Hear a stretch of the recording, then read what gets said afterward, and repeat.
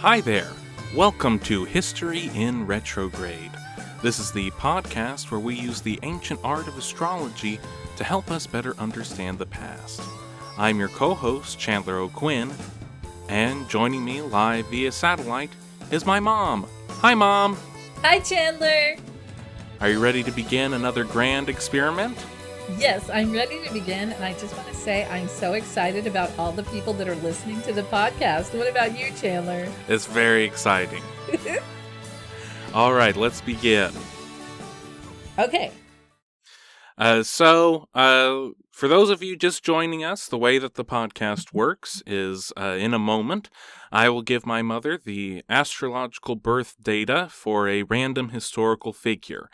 So that means the birth date, time, and location, but will not give her the name. She will then enter that information into the BAT computer, and out will come the astrological birth chart of that figure. She will then give us a blind reading of that mystery history guest chart, explaining what she can see about the personal motivations, personality traits, fortunes of this person. And then I will reveal to her who we are looking at, and we will discuss together how accurate the chart is at predicting what that person did. So without further ado, here we go. Okay. This is going to be a female. All right. Born the 30th of August. All right. 1797. Ooh. Uh-huh. And I found another birth time. I'm not exactly sure where they're getting the birth time from, but I'm going to roll with it as 11:20 p.m.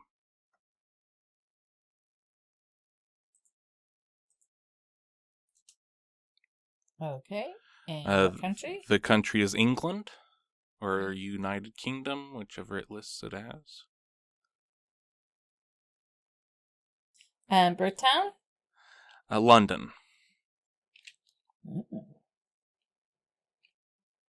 So again, this was a female born August 30th, 1797. And it looks like we have our chart popped up here. Okay. This is very fun.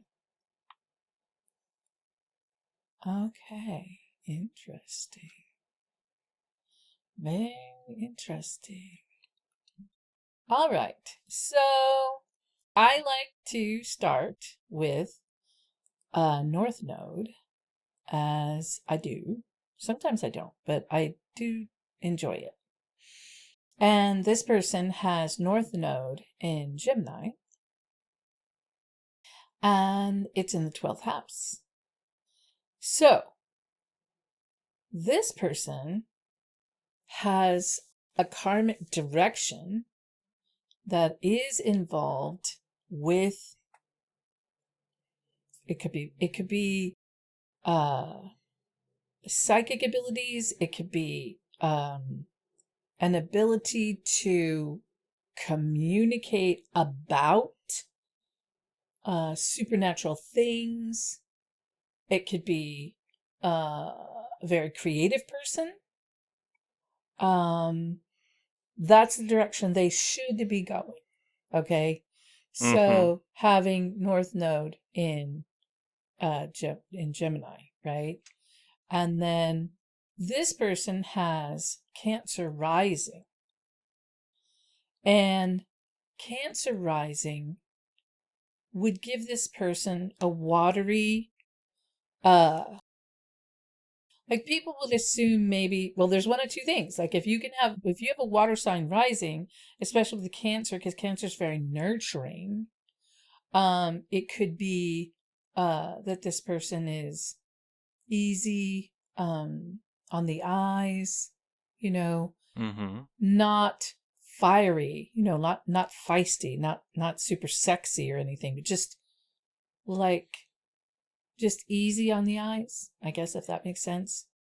Or this person could be, because you get two sides with every sign, right? Right. So in this situation, It could have claws. It could have the crab claws out. So that's possible too. It's interesting to note the opposition of what best case scenario, worst case scenario each sign has. So when you say has the claws, are you saying not an attractive person? Well, I'm saying that this person could come across like a fighter, like a crab does coming at you, claws going. It could be, So it could either be soothing, yes, or fiery. a fighter. Yeah, well, not fiery, but like, a crab is covered with a shell, right? So it's all soft inside, no matter what you do. So it could either come across soft, or it could be very feisty, but not fiery. That's different. It would be, just imagine a crab coming at you, that kind of feeling. Like this person could. So are you saying like defensive? Yeah, it could be defensive. Okay. It could be. Now this person also has Saturn in the first house. Saturn in the first house. Saturn is your planet of lessons. Saturn is where you learn. It's where the difficulties and lessons come. So this person having this Cancer rising with Saturn in the first house could have lessons to do with their image, how they come across, how people see them, how they are perceived. There are lessons to be learned there. I personally would not want Saturn in my first house. Everywhere Saturn is going to be where lessons are. This would give a person either a great ability to make themselves better, look better, appear better, be perceived better, or they could struggle with it. Does that make sense? A little bit, yeah. Okay.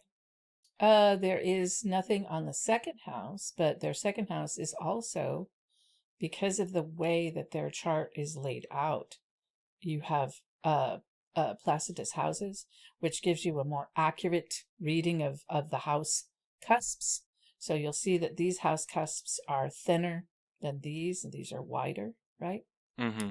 So there's that. So it could be that this person had difficulty in the beginning of their life with how they look or how they are perceived. I'm not sure. There's something about that first house. Okay? Which is your image. It's how people see you. Whatever your rising sign is how people see you. That's not necessarily how you really are. It's just how they see you. How people relate to you on, first meeting. Okay? Okay. So this person has nothing in the first, second, or third houses. All right. But we do get into a pretty heavy fourth house.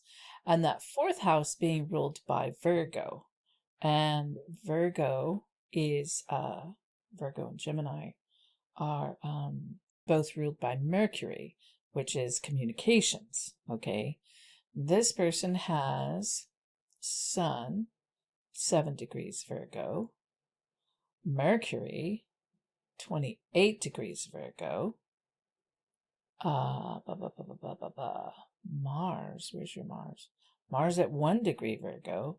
And Uranus at 12 degrees Virgo. So, fourth house is the house of home and,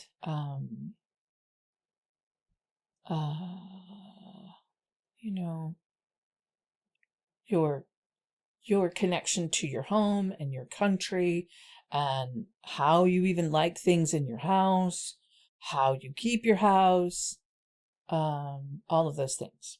Mm-hmm. So this person has a heavy fourth house.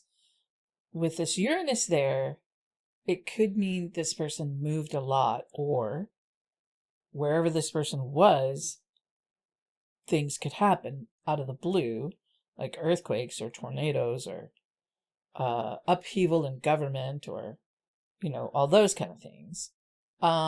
They have Sun conjunct Mars conjunct Mercury, which is conjunct Uranus, which is not a triple, it's a quadruple, and it's in Virgo. So I would think this person needed a lot of structure and created a lot of structure, organization, even possibly, medical healing, like a doctor or a type of healer.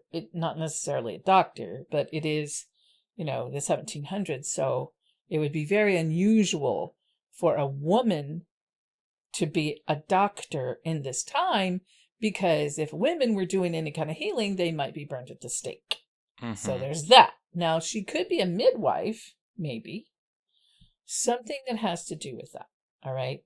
Then we go to the 5th house, which she has Venus, 3 degrees Libra. She has Chiron at 5 degrees Libra.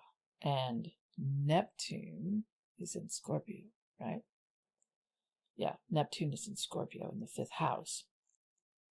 So you see how this line right here shows you where the cusp is of changing from Libra to Scorpio, right? Mm-hmm. So her Neptune is here. It's still in the 5th house because it's such a wide orb, right? For her 5th house, because of the Placidus houses. But she has Venus conjunct Chiron. Chiron is the wounded healer. Chiron, you start with, it's karmic, right? Wherever your Chiron is where you have to deal with perhaps past lives, karma, the wounds of a past life, right? And she's got them in the 5th house. So 5th house has to do with children, entertainment, leadership, these kinds of things. Mm-hmm. And her Venus is there. So that Venus for a woman, a heterosexual woman, would be her,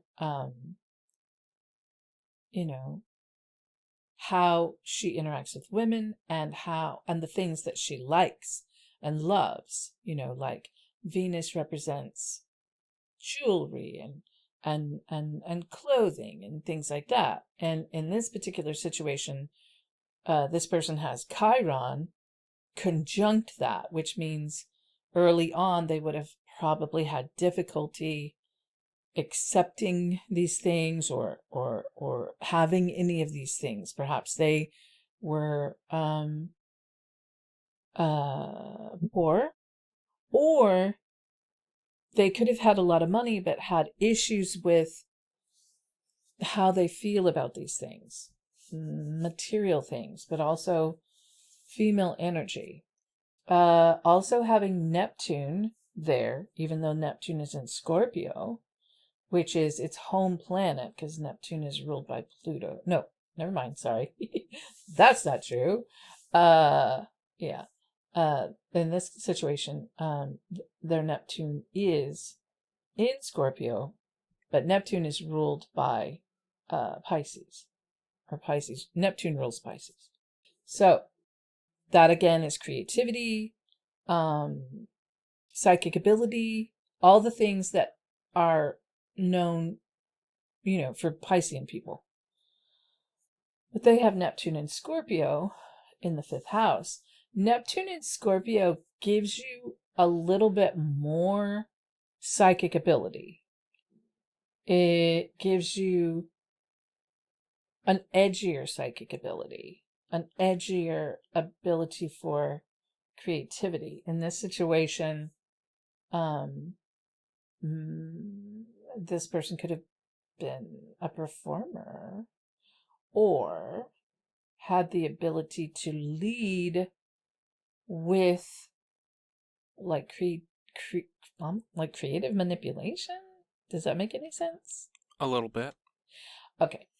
Then we go to the 6th house, and they have Moon in Sagittarius. Okay, so Sagittarius is the wild one. It's the beastie one. A woman with Moon in Sagittarius would make her very independent. It would make her earthy. It would make her love nature. In this situation, since it's moon in Sagittarius in the 6th house, I would almost see this person could possibly go out into the woods and pick herbs and make things out of them, like healing tonics, if that makes any sense. Because that would be something that this person would be passionate about.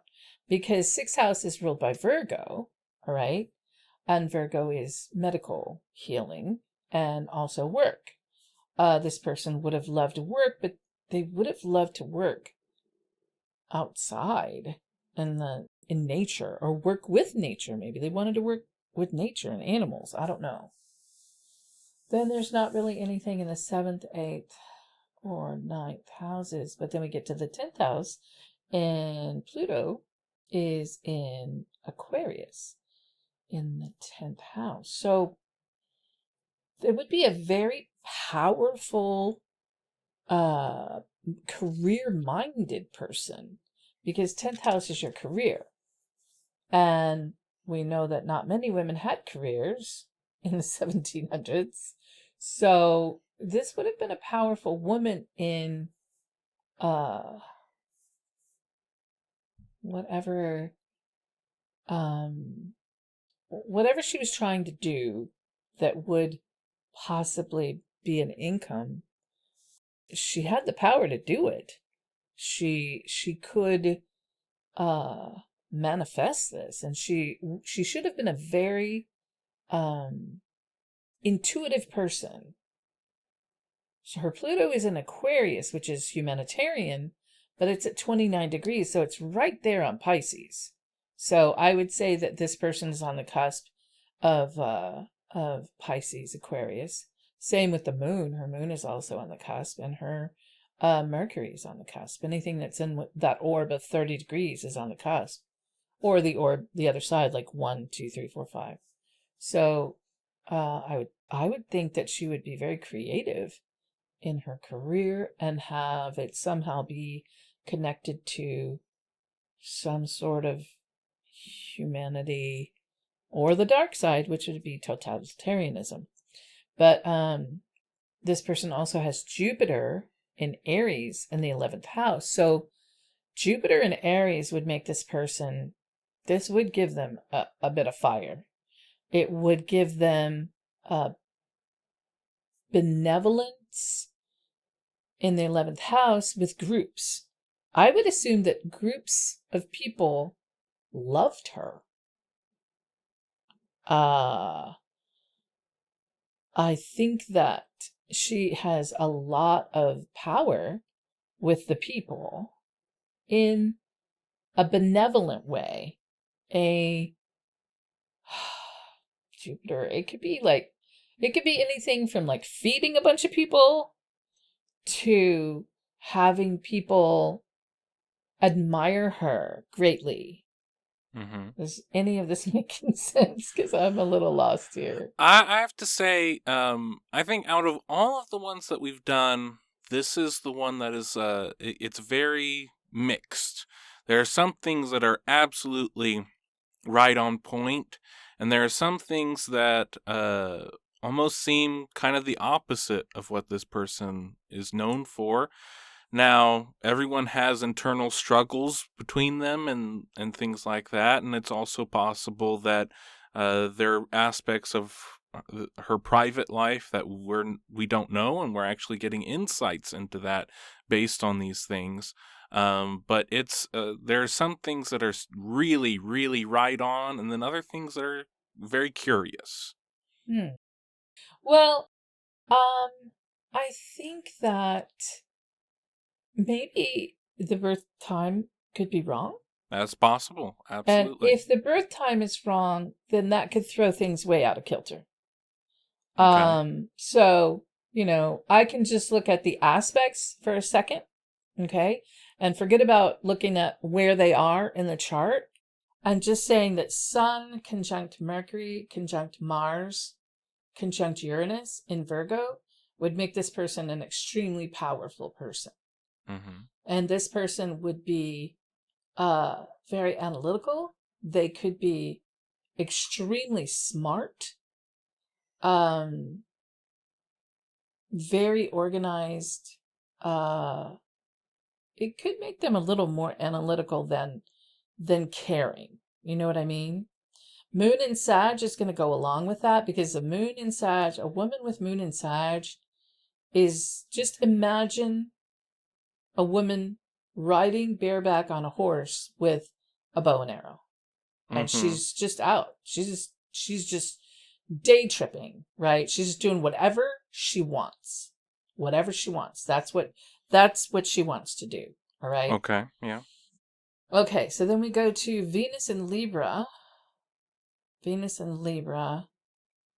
Venus in Libra would make her really love beautiful things. All right. Um, Pretty and lovely things. Then we go to Jupiter in Aries. Jupiter in Aries would give her a lot of fire with that moon in Sag. Mm-hmm. It would give her it would just trine that and blow it out, right? Mm-hmm. So this could be a very fiery person. And this would mean that this person could be powerful and could even have a really hot temper. But their Mars is in Virgo, but having this Jupiter conjunct Moon, I would think it would make her even more independent. Like, even more, like, don't even think about trying to control me, because you're not. Then Saturn in Cancer, the lesson for this person would be that they need to learn nurturing. They need to learn that. But I don't know that you could tame this woman in that way. Neptune in Scorpio would make her very creative and have probably psychic abilities. Mm-hmm. Pluto in Aquarius would be, it would give her power with people, power with,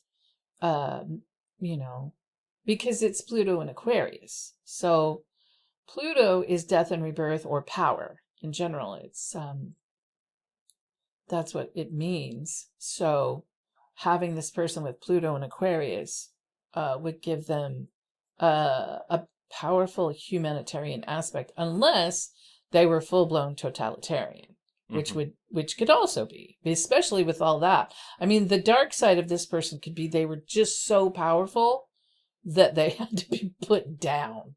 Like, they were just out of control. And then that Chiron in Libra connecting Venus, conjunct Venus. There's that wounded healer there. If they came through the wounded part and made it through that, then they would be more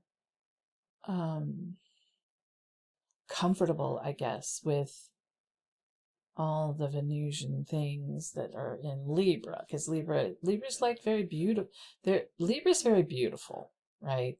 Where Sag is Earth. Like, this person could just go be Moon and Sag and be in the dirt and hunt pigs or whatever, But that Venus and Libra makes them like really pretty things, so they would then go shower and put a really pretty dress on. Is that better? Because maybe the houses are all wrong. If just the aspects themselves, like the Sun, Moon, Mercury, Venus, Mars, blah blah blah, make more sense to you being out of the chart and me not connecting them to a house, then it could very well be that that's not the right birth time. A lot of it makes a lot of sense, but there are some things that just seem very odd. The analytical, organized, that seems very interesting to me, and it's possible that it's just that they outwardly seemed like they were not very analytical or organized, but inwardly actually were, and this is an insight that we're getting into their life. Well, you're probably bringing that from, because that Moon in Sag and that Jupiter in Aries are so powerful. That, I mean, I don't know who this is, but it seems to me that a woman with Moon in Sag with Jupiter in Aries would be a fire queen, Mm-hmm. like a uncontrollable. I don't know. So, what would this person's relationship to communication be? I would think that this person was a really good communicator. I would think that this person was, or they should be, a very good communicator because they have, um, you know, they have Mercury in Virgo.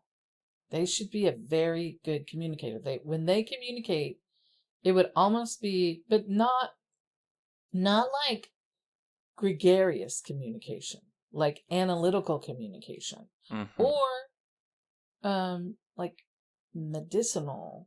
I mean, Virgos can be very, very analytical. Mm-hmm. What role would their parents play in their life? How would they relate to their father or mother and all that? Is Well, there? I would assume with this moon in Sagittarius that whoever this person's mother was pretty wild because um passionate, but also possibly, well, I don't know, I can't look at the houses because I'm thinking from what you're saying and what I'm telling you about where these planets are in the houses, that probably the birth time is not correct.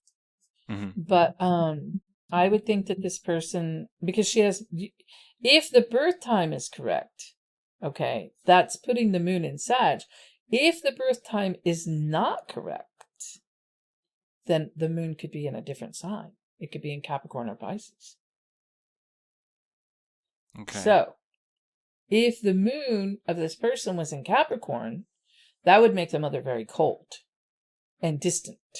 Mm-hmm. If the moon for this person was in Pisces, it would make the mother more watery and emotional and possibly psychic.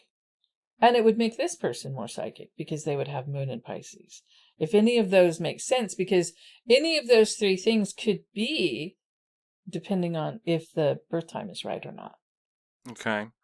And the relationship with the father? Relationship with the father. You go to Saturn to look at the father, and this person has Saturn in Cancer, which would make the father kind of nurturing. Okay. It should make the father kind of nurturing, but it could also be the opposite side of that, where the father was like a wild crab. So it is possible that it could make this person's father a nurturing, helpful person. In this situation, you have, you look to the moon for the mother and you look to Saturn for the father. Right. Uh-huh. Uh, what sort of morals would this person have? Well, that depends. Because if the moon is in Sag, they could have very good, law abiding morals. Or they could have wild woodswomen morals, very pagan, very, worship nature and do whatever, whatever, man. Mm-hmm. It could be either way because, it could be very law abiding or it could be pretty wild. And I don't know. But that's just from because you don't know where the moon is? Yeah, I'm sort of stepping away from this chart at this point and looking at it from the perspective of what the aspects are. Uh-huh. But no matter what, this person, but then again, okay, if the time is off, this person could have possibly have moon in Capricorn, which would make them uh which would make them people who have moon in Capricorn don't deal with their emotions very well. They prefer not. They can be very good parents. They can be loving. They can be very loving. But when it comes to like relationships and things like that, I don't think that they don't trust that aspect of themselves. Then the other side of that coin is if this person, if the time is off and this person has moon in Pisces, which would make them very emotional and very creative and very kind of pie in the sky, So depending on the time for this, but these outer planets are going to be the same. And I don't know if they're going to fall in the first house or not, but they are in Virgo. I mean, in the fourth house or not, but they are in Virgo. And Virgo, all that Virgo, it also can be very, all that Virgo can be very beautiful, So, I mean, I don't know for sure what this person has rising, but with a lot of Virgo in your chart, it could be, beauty. But like when you say something like the moon in Sag could mean that it's law-abiding or very pagan. Yeah, earthy. Yeah, kind of pagan. That those it almost sounds like that. I mean, that almost means it could be anything. Like, well, it's the two aspects. It's like when you look at Aquarius and you say, okay, well, this is normally humanitarian, but the dark side of that is totalitarianism, So it's how all the other aspects of the chart is what influences it one way or the other? Well, it isn't necessarily the aspects of the chart. Yes, that is true. Sometimes the aspects of the chart will do that, but it's also in the upbringing and the environment, Okay. Like when we did one of them, I said this man could have been a very good person. If you're catching who I'm talking about. Yes, I know. Because, yes. Okay, so I was like, this person could have been a very good person, but we knew enough about him to know that he grew up basically in a hell environment. So all of that turned dark, right? Yeah. So it's not just about the aspects in your chart that tell you, oh, this is what's going to happen. It's also what you know about the person and their life and those kind of things. So I would personally like to know this person. I would feel like this person was very smart and had some cool aspects to them, But I like fiery people. So, and I like woodsy fiery people. I like hippie chicks. But I mean, this is not a hippie chick because of all the planets in Virgo. I don't think this person would have been that. I don't know. I mean, clearly this person was a very conflicted person. I think so. So what sort of person would she be attracted to? For a romantic relationship. Okay, well, if she's heterosexual, she has Mars at 1 degree Virgo, which means she also has Mars that goes backwards, right? The orb of it goes backwards into Leo. So she could be anywhere between wanting a very Leo man, which would be, a very secure, very aware of himself, leader type of man, right? Or she could come this way into the Virgo side and want like a doctor, very smart, very communicative man. But that's where, I mean, I wouldn't go like, oh, she wants a Piscean man. No, she's right in this area where she would want probably one of these two men. That's what she should want. But I mean, sometimes people don't know what they want. Right. Until they're old. They don't realize what they don't look at their Mars. They don't know what they're doing. So then karma just takes over and they live their whole life and then they figure it out later. But, does that make sense? Yes. I don't know if I'm making any sense at all. I think I It's think very hard to be me doing these because I have no idea who I'm talking I about. mean we're not playing around here. I'm not giving Mom a crib sheet about who this person is. Nope. This is a blind reading, and I Yep. think that as we go forward and after I reveal who it is, I have some thoughts as to how we can pull it all together. Okay. My last question would be, what would this person's relationship with death be? Death. Well, they have Pluto in Aquarius. So, having Pluto in Aquarius, but also it's at 29 degrees, Pluto in Aquarius. Their eighth house, strangely enough, is Capricorn. So, eighth house is death and rebirth, and inheritance.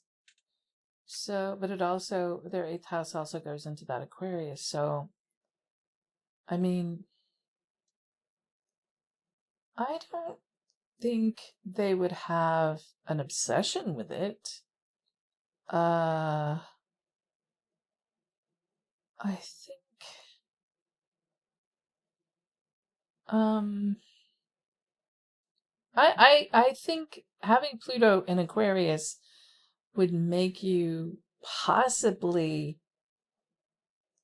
think even like, you know, it could give you cosmic ideas, about death.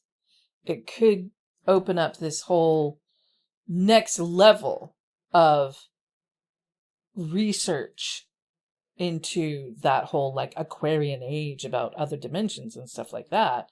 But that's pretty far for this person to be born almost in 1800. But I don't know. I mean, during that time, I think maybe a lot of people were doing, maybe, you know, seances and all that kind of stuff. Mm-hmm. Are there any other things you'd like to, any other insights you can get from the chart here? Okay. Here's where looking at this chart just by the aspects, I would say that this person you also, not just Saturn, you would also look at the sun for the father too. And the sun is in Virgo. Okay. Having the sun be in Virgo, her father could also be a doctor. There's something about medicine here, or there should be, or healing or something. Okay. So, yeah. I think I know how this all comes together, but Okay. it's not obvious, but Okay. I think I know how it all comes together. Okay. I just want to say one more thing.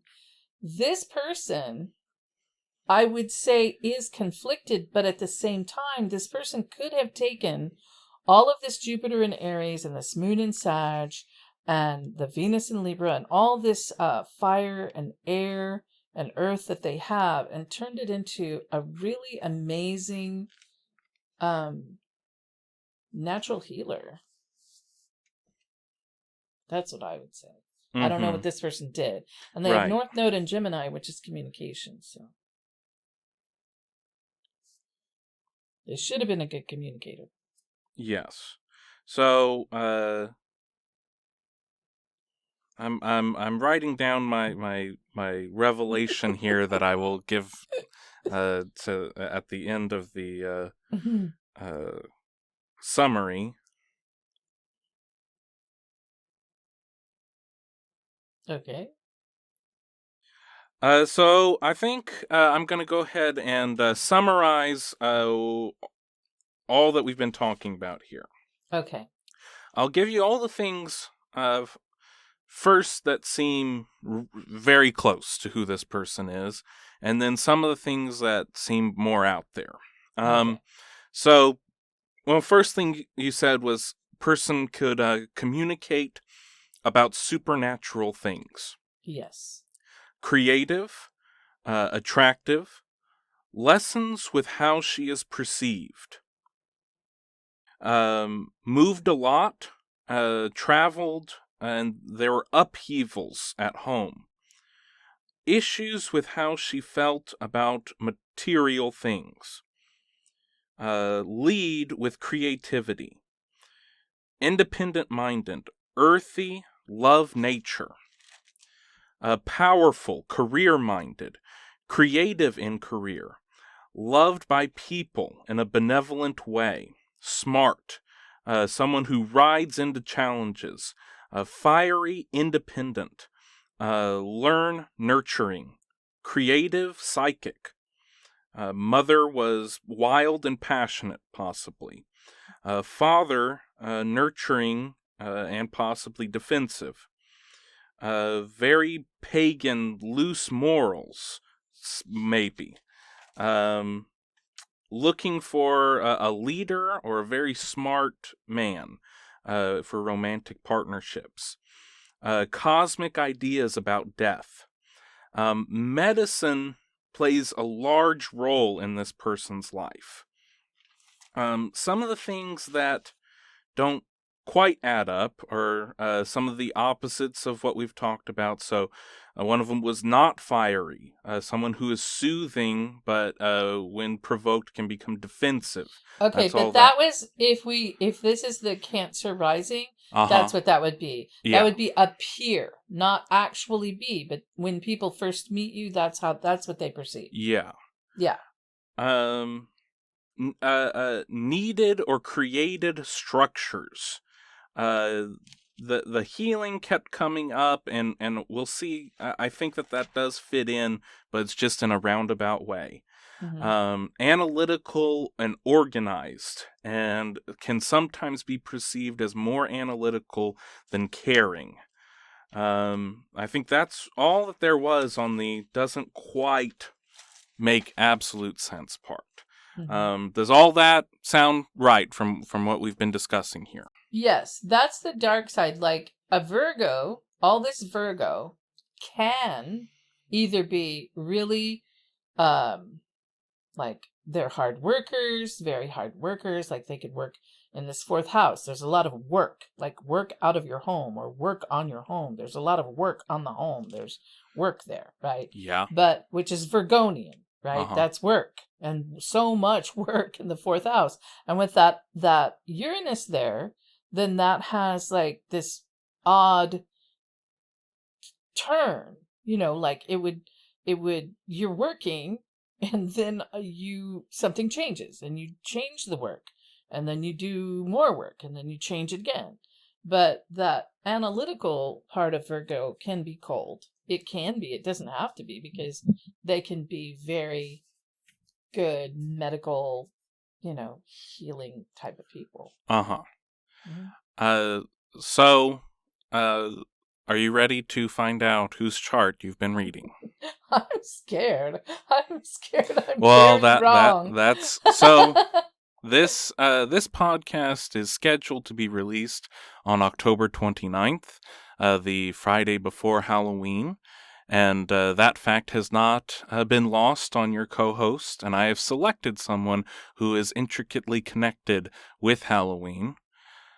This is the astrological birth chart of Mary Shelley. Oh my. Okay, yes, that makes perfect sense. Because she's a writer, right? Right. So yeah, because Mercury rules Virgo. So yeah, she's very organized and she's a writer. Mm-hmm. Okay, yeah, that makes very good sense. And people did love her. Mm-hmm. And yeah, okay, no, a lot of this makes sense. Oh, yay, that's very good. And that North Node in Gemini in the 12th house, talking about supernatural things. Oh, heck Yes. yeah, that's dead on. Yes. Okay, all right. So Mary Shelley is most known for writing Frankenstein, for those of you who were not aware. So Mary Shelley was born Mary Wollstonecraft Godwin on August 30th, 1797 in London. She was born to some pretty radical parents. Her father was William Godwin. He was a philosopher, a writer, a political thinker of the time. And her mother was Mary Wollstonecraft, a fellow radical philosopher, one of the founders of feminism.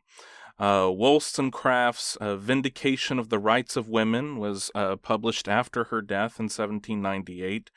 This book is still taught in universities today as one of the founding documents of feminist ideology. In it, she wrote about her affairs and the illegitimate child that she had, as well as her beliefs on women's intellectual equality with men. Mary Shelley's mother, Mary Wollstonecraft, passed away 11 days after Mary was born. Shelley was brought up to revere her mother. She received a rather unconventional education from her father, William Godwin. His political theories were very much had an anarchist bent. He is writing in the time following the French Revolution. He has thoughts on how government is the root of all evil, that wants to help the downtrodden, and all of the regular social customs, the aristocracy, all of that is wrong and needs to be taken down by force if necessary. And Godwin gave Shelley a great desire for knowledge. So while maybe not having the most conventional education, and at times Godwin even thought that he wasn't giving his daughter the education that Mary Wollstonecraft would have wanted for her daughter, she still grew up with a very intense thirst for knowledge.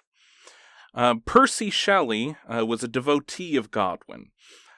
He stridently believed in all of Godwin's causes, so helping the downtrodden, all of the anarchy beliefs, the throwing down of old regimes, and all of the free love that marriage, Godwin believed that marriage was a monopoly and one of the worst institutions. All of these social norms had to be done away with, and Percy Shelley started writing to Godwin letters talking about how much he learned from Godwin. And Godwin would read these letters in the home. So Mary Shelley, before she ever met Percy Shelley, was well aware of who this man was. They would meet in 1814 at Godwin's bookstore. Mary was 16. She was fierce, independent, but very impressionable. Percy was 21. He had a very similar mindset, very radical ideas, but he was married with a wife and child. But in this time where there are all these free ideas, Percy Shelley was not so much concerned that he was already married, because he didn't believe that marriage was a good institution anyway. So he started to court Mary Godwin. William Godwin did not approve of any of this. But really, in my mind, if you live by the sword, you die by the sword. William was all about free love and getting rid of marriage and the dissolution of social mores. But then once it happens to his own daughter, then he starts getting very defensive about it. Told the two that they could not talk to each other. At one point, Percy actually came to the house and tried to create a Romeo and Juliet, tried to give her poison, and was about to shoot himself, and Mary was the one to convince them not to do this. After 1 month after they met, Percy and Mary ran away together. They did not run away alone. They ran away with Mary's stepsister. This was because Percy very much believed in free love, so he wanted to have 2 concubines in his new commune that he was starting. He was also planning on sending for his wife to join them too. The trio traveled through war-torn France. They were devouring philosophy, and they really were soulmates, Percy and Mary, and their discussions of intellectual ideas and philosophy and all of these things. one of the stories says that during this trip is where Mary first heard of a doctor who attempted to bring people back from the dead, and that this doctor lived at a castle which was at the Rock of the Franks. The Rock of the Franks, translated into German, is Frankenstein. They eventually returned to England because they ran out of money. They were continuing this bohemian life. Percy had lots of affairs. He was with Mary's stepsister and with Mary. He was constantly dodging creditors. They were living hand to mouth, essentially broke for most of this time. And at the age of 17 years old, Mary became pregnant with Percy's child. She gave birth to a baby 2 months premature. And the daughter died a few days later. Mary had a very intense dream the next night about what it would be like to just take the baby, the deceased baby, and bring it over to the fire and try and bring the baby back to life. In the summer of 1816, the trio was invited to Lord Byron's villa on Lake Geneva. And as we go through the podcast, we'll discover all of the things that I'd like to add to my personal to-do list. We've already discussed that I would like to marry a wealthy widow in Salon de Provence.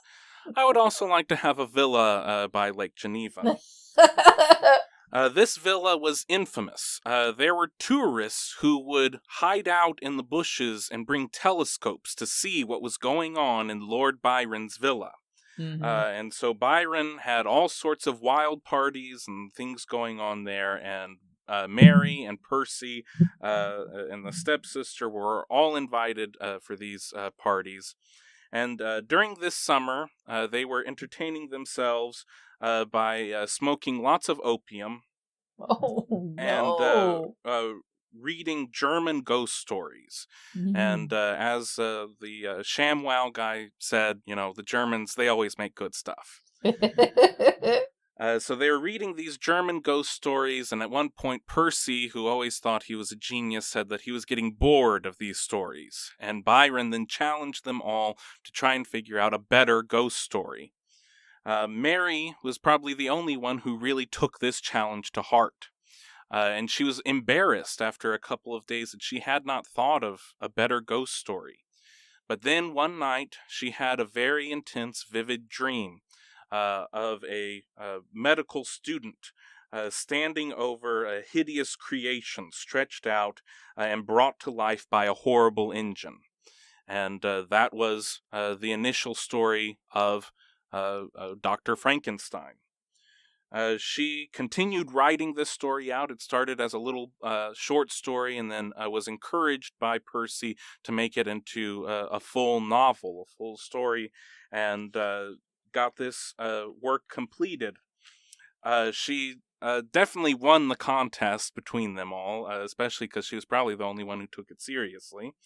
And at the age of 18, penned essentially the first work of science fiction ever.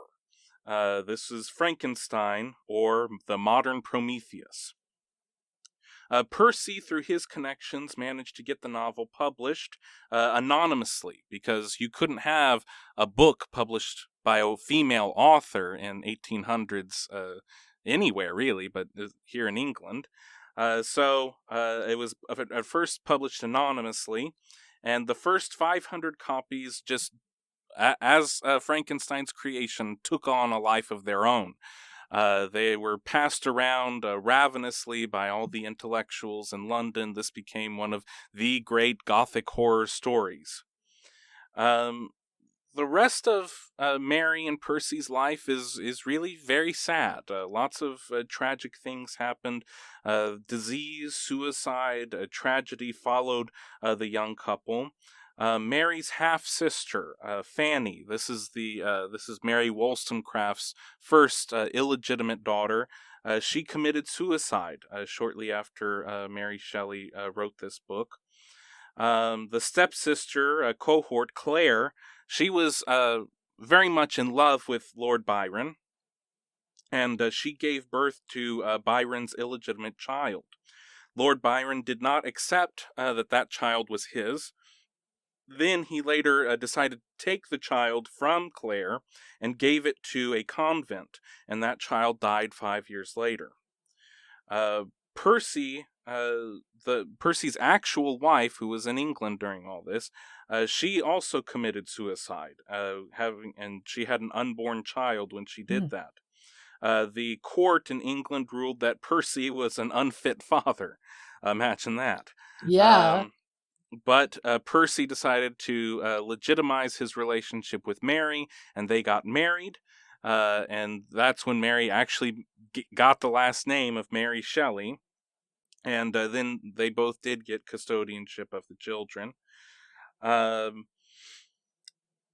the son William and another daughter would pass away, both from disease.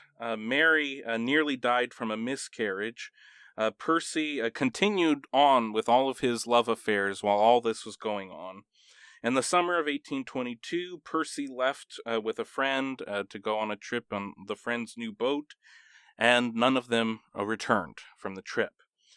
Percy's body was found on a beach several days later, and the only way that they could identify the body was that he was carrying a letter that was written to him by Mary. All of this happened before Mary was 25 years old. Her life's work after Percy's death was preserving her husband's legacy. She moved back to England and held court with lots of intellectuals and writers and creative people. In 1826, the American actor John Howard Payne proposed to Mary Shelley, was madly in love with her. She turned him down, saying, "After being married to one genius, I can only marry another."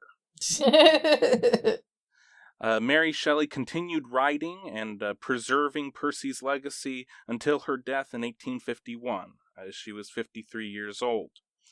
Her legacy, she was a daughter of radical thinkers and continued in this radical lifestyle herself, a pioneer of feminism, pioneer of Gothic horror, and really she's the only reason that we have all Percy Shelley's writings. So we only remember Percy Shelley because of Mary. And then it cannot be stressed enough that she really essentially founded the genre of science fiction with Frankenstein.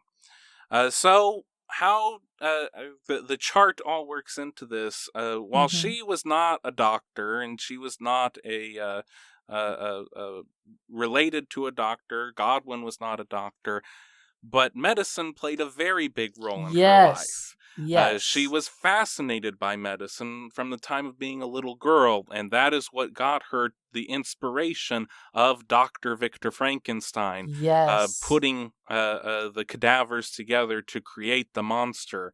And, thinking about all the analytical things, on first glance, when you read into her life, she's a very free-willing, wheeling person. One of the documentaries was done by the BBC that I watched in preparation for this. The narrator said that Mary's life looked a lot more like the hippies of the 1960s. He really hit the consonants on hippies. So that at first didn't really click in with me with all the talk of the analytics. But of course, you would need to have some good organization to put a story like this together. And also, putting together a person, it's both the nature and the nurture. So this was a person who had a lot of organizational and analytical skills, who was born into a very radical, free-willing, wheeling family. And so putting these two things together, and a lot of times, while she proposed and while she said that she believed in all of these ideas of free love, she never married anyone else but Percy and never had a relationship with anyone else but Percy. She was fully committed to one monogamous relationship, even though she said and promoted the opposite. So I think all of that comes together, and this chart really is pretty accurate to who Mary Shelley was. Yeah, all of this Virgo is intellectualism. And remember when I said you can get to a point with a Virgo to where that analytical but also intellectual turns cold, Yes. where they've worked themselves into a place intellectually where they have no boundaries, which is cold.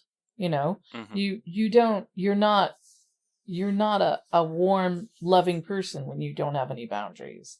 So that does make sense. And knowing who she is and this tragedy with children, you know, that's very tragic because it's fifth house. If this is correct, that would, there was quite a lot.